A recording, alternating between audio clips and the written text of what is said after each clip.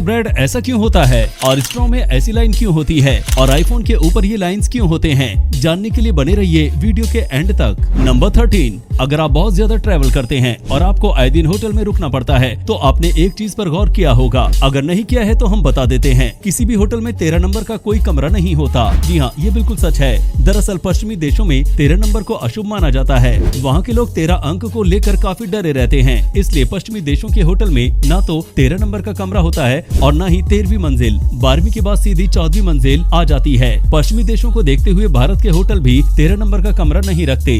भारत में होटल ऐसा इसलिए करते हैं क्योंकि अधिकतर होटल फॉरेन टूरिस्ट को ध्यान में रखकर बनाए जाते हैं, इसलिए यहाँ के होटल में भी 13 नंबर का कोई कमरा नहीं बनाया जाता है। 13 नंबर से लगने वाले इस डर को ट्रेस्काइडी फोबिया कहा जाता है। वहीं अगर फ्रांस की बात करें तो वहाँ खाने की टेबल पर 13 कुर्सियों का होना अनलकी माना जाता है। यही नहीं, भारत में चंडीगढ़ ऐसा शहर है जहाँ सेक्टर 13 नहीं है। ऐसा इसलिए क्योंकि शहर का जिसने नक्शा तैयार किया था वो विदेश से था और वो 13 नंबर को अशुभ मानता था। आज भी चंडीगढ़ में सेक्टर 13 नहीं है। अगर आप ये नहीं जानते थे तो वीडियो को लाइक जरूर कर दीजिएगा। नंबर 12, जब ब्रिटिश इंडिया पर राज करते थे तब बस एक इंडियन को बैठने के लिए एक सर्टिफिकेट चाहिए होता था। बिना इस सर्टिफिकेट के किसी भी ब्रिटिश ऑफिसर के ऑफिस के अंदर चेयर के ऊपर नहीं बैठ सकते थे और इस सर्टिफिकेट को उनको हमेशा अपने पास रखना पड़ता था, वरना उनको चेयर पर बैठने तक की बेसिक फैसिलिटी भी नहीं दी जाती थी। नंबर 11, आपने ब्रेड के पैकेट में पहली और आखिरी ब्रेड ऐसी देखी होगी, तो आखिर ऐसा क्यों? सारी ब्रेड नॉर्मल क्यों नहीं होती है? दरअसल जब ब्रेड को बनाया जाता है तो उन्हें एक एक ब्रेड के लोफ में बनाया जाता है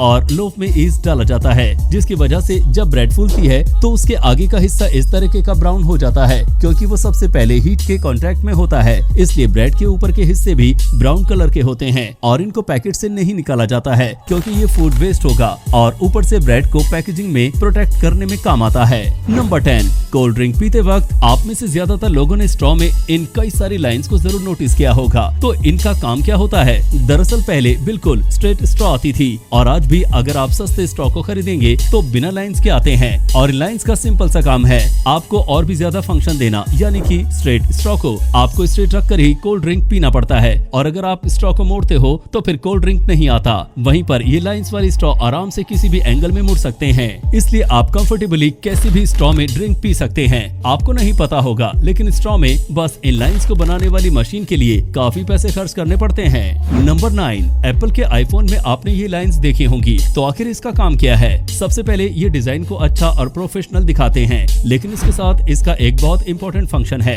इसके बिना आप फोन से कॉल नहीं कर सकते और इंटरनेट भी यूज नहीं कर सकते। दरअसल आईफोन जो पूरी फ्रेम में होती है वो मेटल और फिर उसके ऊपर ग्लास से बनी होती है, जिसकी वजह से आईफोन के अंदर से इलेक्ट्रोमैग्नेटिक वेव्स बाहर नहीं आ पाती और वहाँ के इलेक्ट्रॉनिक वेव्स अंदर नहीं आ पाती। ऐसे में इस हिस्से को प्लास्टिक से बनाया जाता है जिसकी वजह से वेव्स का ब्लॉकेज ना हो और आईफोन ही नहीं आपको दूसरे मोबाइल्स में भी ये लाइंस दिख जाएंगी। नंबर 8, टोबी मैगवायर यानी जिन्होंने स्पाइडरमैन का रोल किया था, उनको पेपराजी कल्चर बिल्कुल पसंद नहीं था। यानी कि जो लोग एक्टर के पीछे पड़े रहते हैं वो लोग इनको बिल्कुल पसंद नहीं थे और एक बार वैसे ही एक कैमरामैन इनको बहुत परेशान कर रहा था, तब इन्होंने उसकी आंख में मिट्टी डाल दी थी। इसके बाद कोई भी नॉर्मल मीडिया वाला कैमरामैन इनके पास जाने या फिर इनका वीडियो रिकॉर्ड करने से डरता है, इसलिए इनका वीडियो रिकॉर्ड छुप के ही किया जाता है।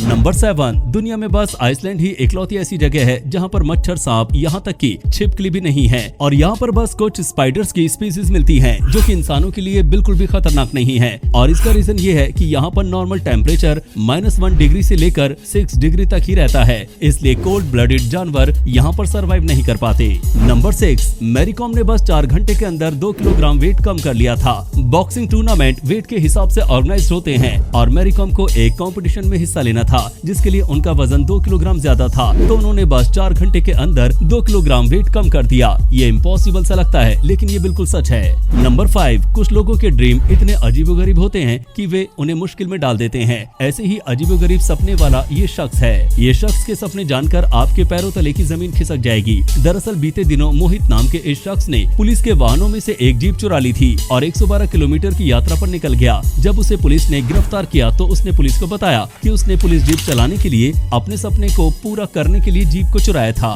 नंबर 4, दुनिया का सबसे बड़ा कंटेनर जहाज शिप HMML अल्गेसिरास है। इस जहाज पर एक बार में 24,000 कंटेनर लादे जा सकते हैं। आपको जानकर हैरानी होगी कि यदि सभी कंटेनर को एक लाइन में सटाकर रख दिया जाए तो इसकी कुल लंबाई 150 किलोमीटर तक पहुंच जाएगी। इससे जहाज की लंबाई 390 90.9 मीटर और चौड़ाई 21.3 मीटर है। इसके डेक का पूरा एरिया 3.5 फुटबॉल मैदानों के बराबर है। आपको बता दें कि इससे पहले दुनिया के सबसे बड़े कंटेनर शिप होने का तमगा जिस जहाज के पास था, उसकी तुलना में ये जहाज 200 अधिक कंटेनर को अपने साथ ले जा सकता है। नंबर 3, इंग्लैंड में एक शख्स ने एक चीनी मिट्टी के बर्तन को कबाड़ी की दुकान से $5 यानी 372 रुपए से कम में ही खरीदा था और उसका इस्तेमाल वो टूथ ब्रश करने के लिए करता था। लेकिन 5 साल बाद उसे पता चला कि ये बर्तन 4000 साल पुराना है और उसे अफगानिस्तान के सिंधु घाटी में बनाया गया था।